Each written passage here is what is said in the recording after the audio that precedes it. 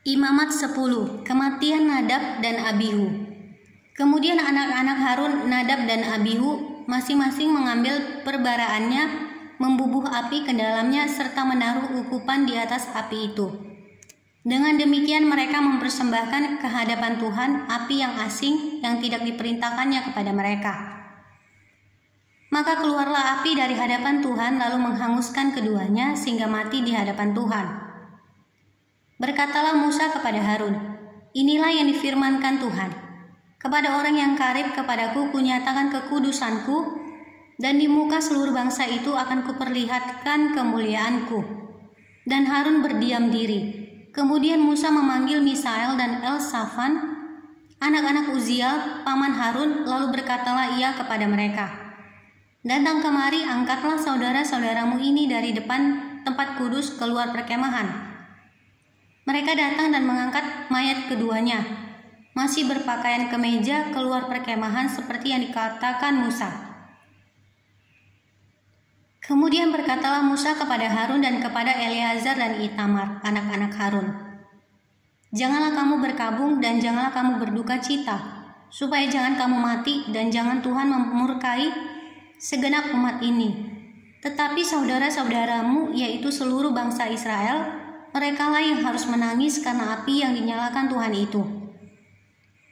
Janganlah kamu pergi dari depan pintu kemah pertemuan, supaya jangan kamu mati, karena minyak urapan Tuhan ada di atasmu. Mereka melakukan sesuai dengan perkataan Musa. Larangan tentang minuman keras bagi imam yang menyelenggarakan kebaktian. Tuhan berfirman kepada Harun, janganlah engkau minum anggur atau minuman keras, engkau serta anak-anakmu, bila kamu masuk ke dalam kemah pertemuan, supaya jangan kamu mati. Itulah suatu ketetapan untuk selamanya bagi kamu turun-temurun. Haruslah kamu dapat membedakan antara yang kudus dengan yang tidak kudus, antara yang najis dengan yang tidak najis. Dan haruslah kamu dapat mengajarkan kepada orang Israel segala ketetapan yang telah difirmankan Tuhan kepada mereka dengan perantaraan Musa. Bagian imam dari korban.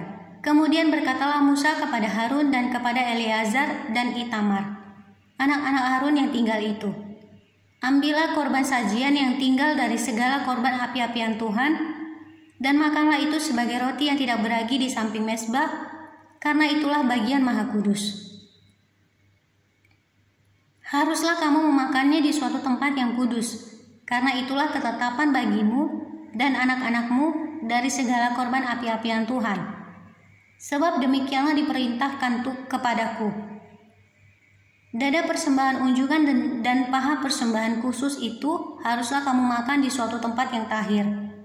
Engkau ini serta anak-anakmu laki-laki dan perempuan, karena semuanya diberikan sebagai ketetapan bagimu dan anak-anakmu dari segala korban keselamatan orang Israel.